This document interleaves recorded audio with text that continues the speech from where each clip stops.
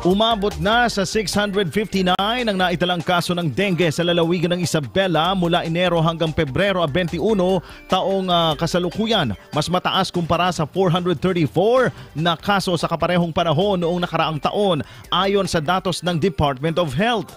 Bilang tugon sa tumataas na kaso ng dengue, inilunsad ng pamahalaang lungsod ng Kawayan ang Project Community Dengue Early Warning System, isang makabagong hakbang na layong palakasin ang pampublikong kalusugan sa pamamagitan ng maagang babala at pagbibigay kaalaman sa mga mamamayan ungkol sa dengue prevention.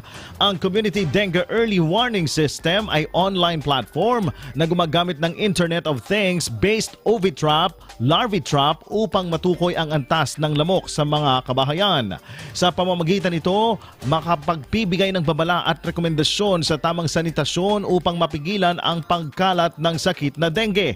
Samantala, isinakatuparan ng proyekto sa tulong ng Isabela State University, Department of Science and Technology at lokal na pamahalaan sa ilalim ng Smarter City Project.